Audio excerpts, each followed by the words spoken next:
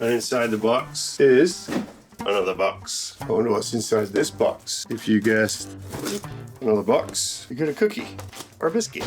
Inside this box is another box. So we're going to take this box out of the other box. Maybe there's another box inside this box. Let's find out.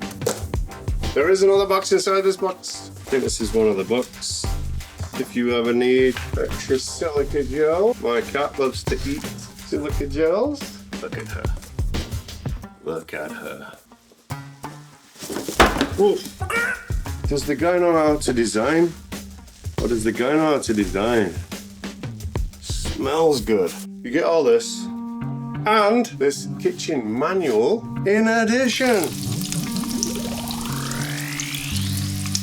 This is Modernist Pizza. It's a $300 pizza book collection that I've always wanted. It's written by Nathan Myhrvold, big and heavy. It weighs 31 pounds with the kitchen manual and has 1,708 pages. I bought it for myself as both a cheeky little Christmas present and as what I hoped would be the completion of my pizza book collection. I've not been making videos for a very long time. Over 6 months have passed since my last and entirely forgettable video about Moroccan meal prep. So I thought, what a better way to try and get back into the more successful side of my channel, that being pizza, than buying and reviewing the biggest damn pizza book on the market. In this video, I'll tell you whether I think the average Joe out there, you, Joey, should buy this thing and why. I'll compare it to my already existing catalogue of pizza books, and for those out there that actually watch my videos, I'll also explain where I've been and where I plan to go now. Rolling with the books.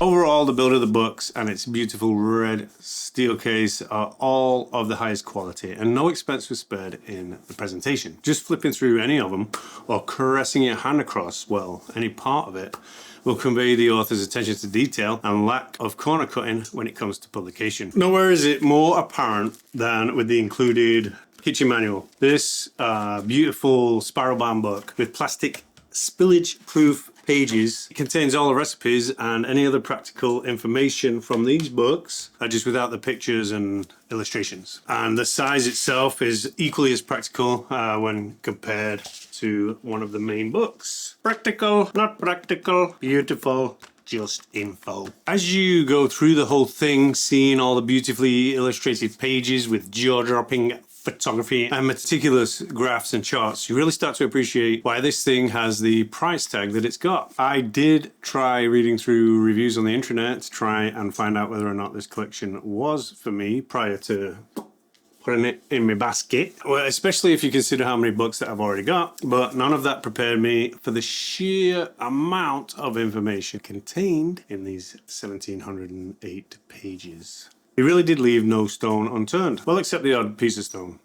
So let's talk about book number 1, History and Fundamentals. History and Fundamentals. I imagine myself skimming through it so I could get all to the juicy recipes and techniques in the other 2 books. First book, however, it had me captivated from the moment I flipped over the first few pages. It's more of an exploration on how the many different styles of pizza we enjoy today developed across the world, from its humble origins in Naples all the way up to the movers, Parmesan shakers, and innovators in the world of pizza today. Like, for instance, did you know there's basically a Michelin star equivalent for just pizza places called the Gambero Rosso? So all of this stuff is really useful, not only for its sheer inspiration, but sets up the other 2 books perfectly. They show you how to make these different pizzas and also, while you're at it, reinvent some. The last third of this massive book covers in detail every constituent element of pizza dough, suggested flours for various pizzas, the gluten and ash contents of many flours, the particle size of different flours in microns, different salts and their effect on dough, Walter's role in pizza making, and various additives and techniques you can utilize to improve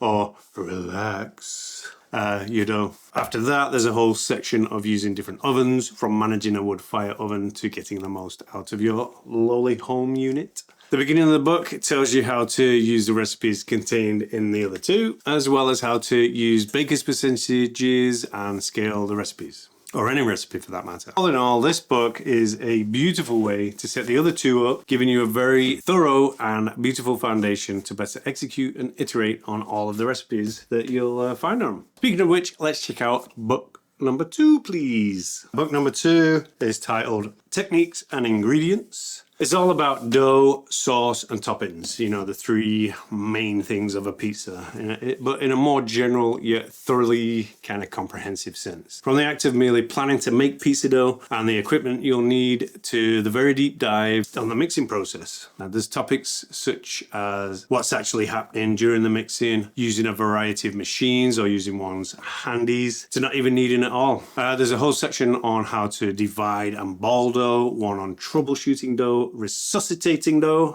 Clear, please. Then on to proofing, all in meticulous detail. In fact, the bulk, no pun intended, of the second book deals with dough. After the basics, we start seeing recipes for the doughs is explored in book 1, with many having both modernist versions and gluten-free variations, if you're that way glutenly inclined. Then there's over 80 pages on sauce, like for instance, the precise amounts used according to all the other metrics on your pie, provided in true modernist fashion with all the graphs and charts one could need. Topics covered, no pun intended again. They include the fetish surrounding San Maranzo, tomatoes. There's a section about adapting pasta sauce and soups, canned tomatoes versus cooking your own. Then a bit more modernisty stuff like pressure cook stocks, emulsions, and something about an invincible vinaigrette. Then there's 50 pages on cheese, how to make your own, how to imitate buffalo cheese. Plenty more graphs and something Nathan calls Franken cheese. The latter being mixes of cheese that give you the best mix of melty and brownie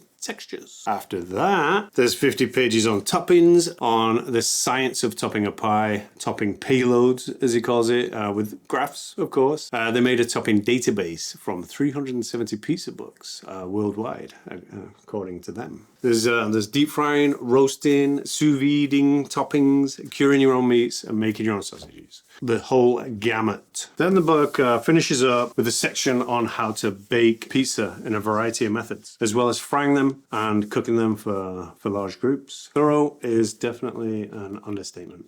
Book number 3, please. This book is a little more predictable, with tons of actual compositions of all the information discussed in the first volumes, with plenty of modernist signatures and variations, as well as some really off-the-wall pies like waffle pizza and charcoal pizza. They're both things I'm going to do. I bought a big massive bag of activated charcoal the day I read it. In short, not only do you get detailed recipes for every pizza you could find on Earth today, made with every conceivable dough and method, you also get Mervold's own spin, pun intended, on every one of them. You could never get through all of the pizzas in this book in a human lifetime. Well, you probably could, but most people eat other things as well. Needless to say, I highly recommend this series of books. I really do. For anyone who loves pizza, beginners, experts, doesn't matter. And you could go from one to the other with these books. I have loads of pizza books, as you can see. But even if you put all of the useful information side by side without repeating it all from all of these books, you wouldn't begin to match the utility, the breadth, the thoroughness, the meticulousness of these books. But the question is, would I have bought only this series in the first place knowing that fact? And the answer is no. I love some of these books and they all provide a unique perspective. And while we're on the subject, if you haven't got $300 to spend on pizza books, but you just want some really good ones, these are the 4 that I would recommend, is because these 4 are the closest you'll get to these 3. You won't get there, not even close, but you'll have a budget version of them, because you've got, you know, the beginner-friendly boot camp stuff and the travels across America and the stories, which flours to use when, and going into depth with ingredients with that one.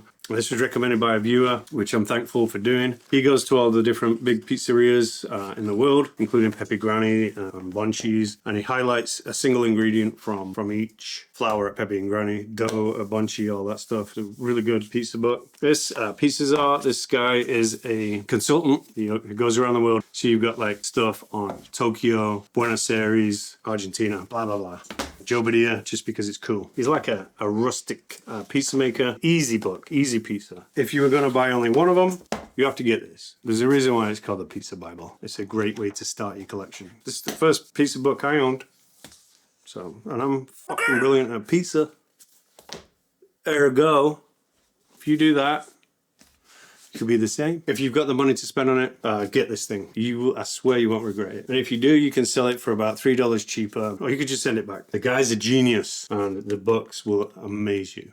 If you've stuck around till this long in the video, I'm now going to tell you a little bit about where I've been, why I've been gone for so long, and what I plan to do next. Where I've been is being lazy and unmotivated. It all started with smashing into a brick wall, going about 20 miles an hour on one of the, the little scooter thingies, like a bird.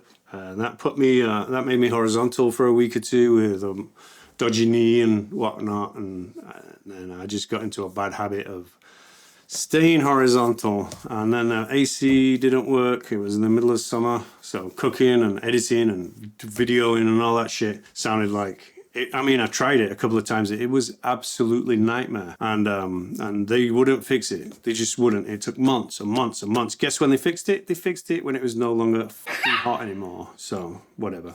By that time, I'd got a job, very demanding job in a recently crowned Michelin star restaurant that is lots of hours and lots of work. What I'm going to do now, I've decided to not care about things like that and do what I really enjoy doing, and that's making these videos. And instead of listening to people or worrying whether this is good or that's good or it's trendy or whatever, I'm just going to make videos however I want. I'm going to wear whatever stupid clothes I want, and I'm going to dick around for the rest of as long as I draw breath.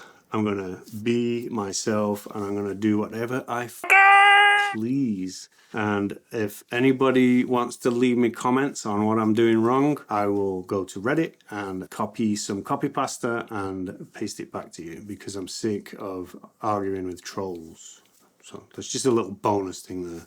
From now on, if you haven't cooked the thing I've cooked and eaten it, then you cannot comment on it. So you will get copy pasta. That's just a mini rant. But that and the pressure to try and please everybody is another reason why I stopped making videos. So now I'm just not gonna give a shit. But thanks for watching this. I love you, and I'll see you next time. What we have to do.